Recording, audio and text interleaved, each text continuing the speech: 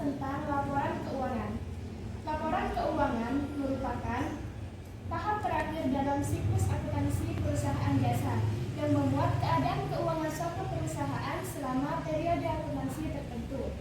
Laporan keuangan yang akan saya bahas yang pertama adalah laporan laba rugi. Laporan laba rugi terdiri dari komponen jumlah dari pendapatan dan jumlah dari beban selama satu periode akuntansi. Bentuk dari penyusunan laporan laba rugi bisa menggunakan bentuk laporan laba rugi single step dan laporan laba rugi bentuk multiple step. Berikut adalah bentuk laporan laba rugi single step. Kemudian laporan laba rugi bentuk multiple step. Perbedaan laporan laba rugi bentuk single step dan multiple step adalah pada bentuk single step, pada akun pendapatan antara pendapatan usaha dan pendapatan di luar usaha itu digabungkan menjadi satu kelompok. Begitu juga dengan akun beban antara beban usaha dan beban di luar usaha itu dijadikan satu kelompok. Sedangkan pada bentuk multiple step, akun pendapatan pada pendapatan usaha dan pendapatan di luar usaha itu dipisah. Begitu juga dengan akun beban antara beban usaha dan beban di luar usaha juga dipisah. Cara menyusun laporan laba rugi adalah sebagai berikut.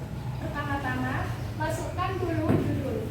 Misalnya di sini judulnya adalah Laundry Amanah Laporan Laba Rugi periode yang berakhir 29 Februari 2020 dalam rupiah.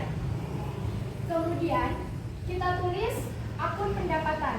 Akun pendapatannya di sini terdiri dari pendapatan jasa dan pendapatan komisi. Misalnya, pendapatan jasa di sini adalah 12.300.000. Kemudian, pendapatan komisinya adalah 450. Kemudian, pendapatan jasa dan pendapatan komisi ini dijumlah.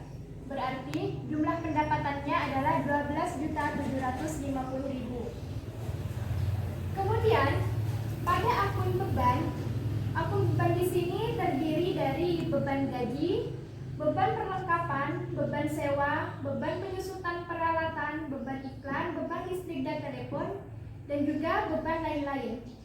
Semua beban di sini kemudian dijumlah. Misalnya, beban gajinya adalah 1.500.000. Beban perlengkapannya adalah 1.300.000. Beban sewa 1 juta. Beban penyusutan peralatan 900.000. Beban iklan 600.000. Beban listrik dan telepon 300.000. Beban lain-lain 600.000. Ini kemudian dijumlah, jadi jumlah bebannya adalah 6.200.000. Kemudian untuk menentukan laba usahanya di sini, yaitu akun pendapatan di sini dan akun beban dikurangi. Jadi jumlah pendapatan yang 12.750.000 dikurangi jumlah beban 6.200.000. Berarti laba usahanya di sini adalah 6.550.000.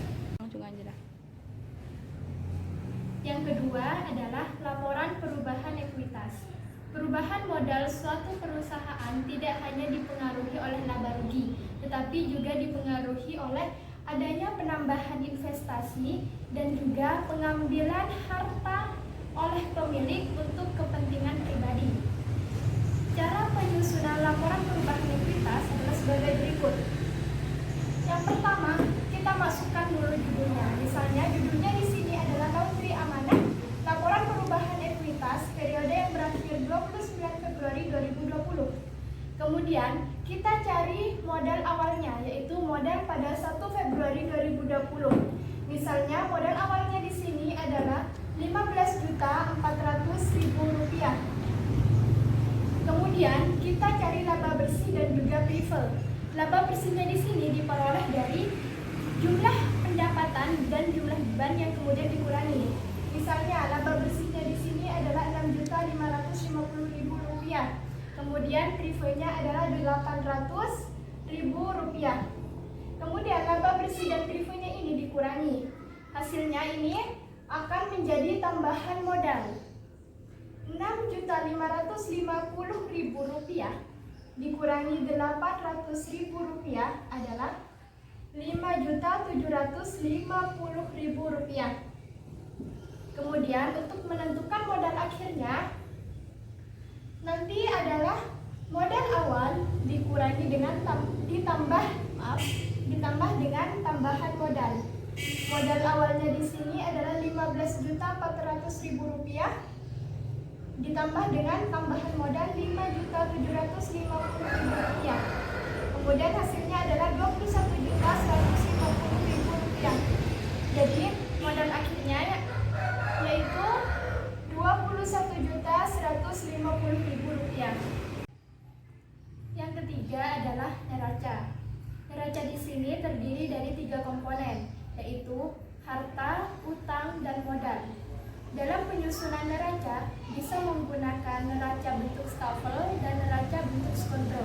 Perbedaannya di sini adalah pada neraca bentuk stafel penyusunannya itu memanjang ke bawah dan saldonya berada di samping.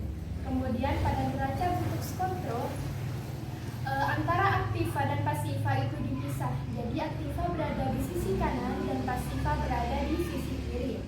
Cara penyusunannya adalah sebagai berikut. Di sini saya menggunakan bentuk skontro.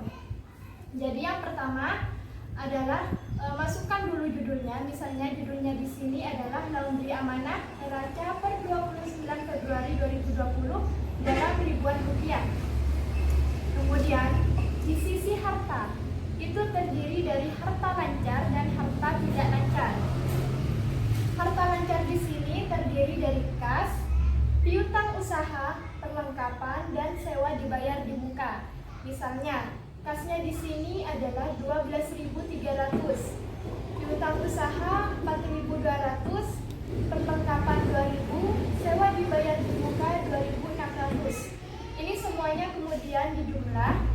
Jadi jumlah harta lancarnya di sini adalah 21.100. Kemudian harta tidak lancar. Harta tidak lancar terdiri dari peralatan, akumulasi penyusutan peralatan, kendaraan, akumulasi penyusutan kendaraan, gedung, dan akumulasi penyusutan gedung. Misal di sini peralatannya adalah 4.000 dan akumulasi penyusutan peralatannya adalah 900. Ini kemudian dikurangi, jadi jumlah harta tidak lancarnya adalah 3.100.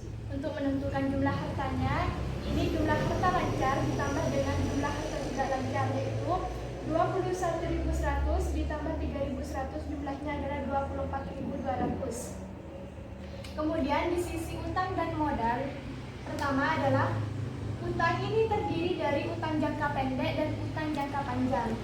Utang jangka pendek terdiri dari utang usaha, utang gaji, dan komisi diterima di muka. Misal, utang usahanya di sini adalah 1.200, utang gaji 300, komisi diterima di muka 550. Kemudian dijumlah, jadi jumlah utang jangka pendeknya di sini adalah 2.050. Kemudian utang jangka panjang.